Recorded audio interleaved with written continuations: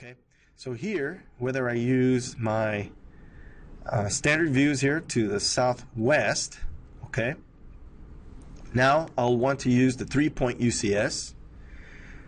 So if I look at coordinates here, here's 3-point. Start down here at the bottom. This is the new origin. This is the direction of the x-axis. This is the direction of the y-axis. Now immediately what I would recommend then is if you go back to view here, you can go to your UCS, your list of UCSs. You'll notice I already have the right face. I'll simply select here and call it the left face.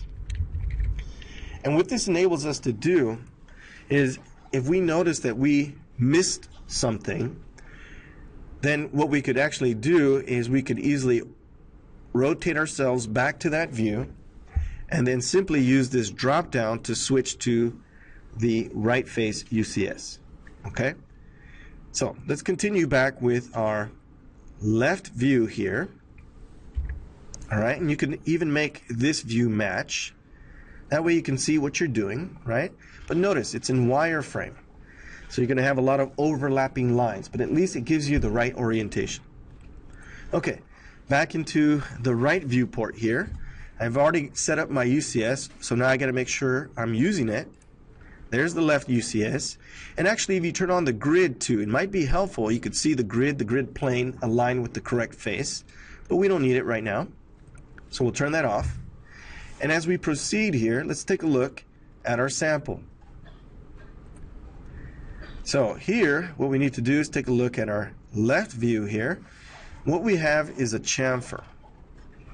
Okay, we've got a chamfer right here, got an angle dropping at 45 degrees. We know that the full depth is 250. And because we have here a 45-degree angle, then we know that we have the same distance from this corner to here as we have from this corner to here, which is going to be 1, right? We just do the math. So we'll be able to use our normal 2D chamfer to actually create this 3D feature.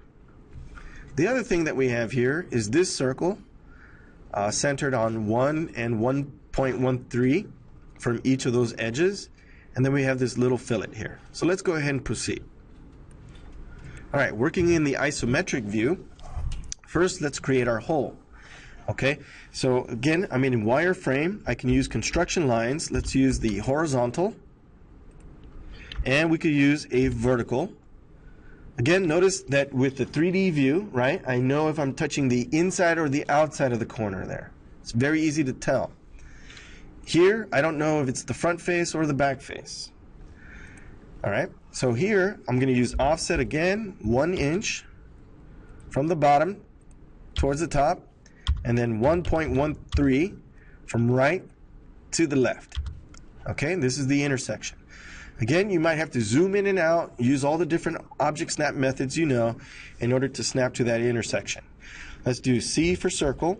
We'll start right at the intersection there, and we have a radius of 0.47. All right? Now that we have that closed profile, we'll go ahead and use extrude. Extrude from that outside face. I'm using a vertex, or we can punch in 0.25. Click. If I switch to conceptual, you can see now we can use subtract from the larger object, enter, the smaller object, enter, and there's our hole. All right, now as we come over here, let's take a look at how we're going to use these 2D modify tools, right? If I take a look, I've got modify right here. You'll notice you got fillet and chamfer sister commands, right? Let's start with the chamfer. We know that we got a 1-inch side here and a 1-inch side here that creates a slope at 45 degrees.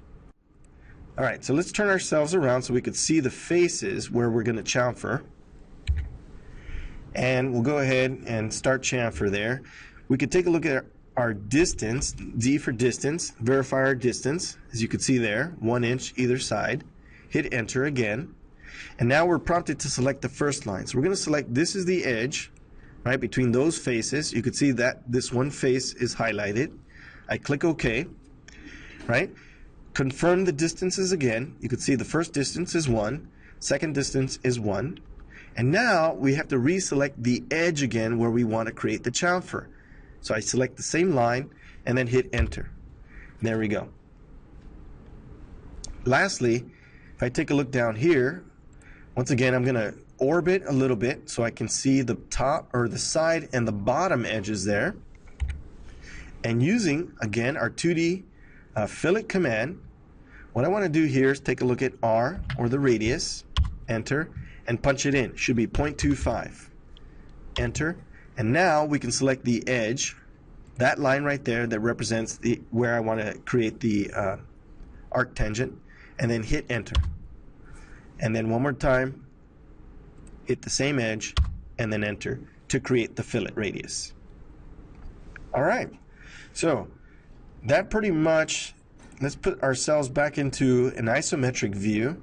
So we've taken care of the right face and the left face. Let's go ahead and take a look at the front face now.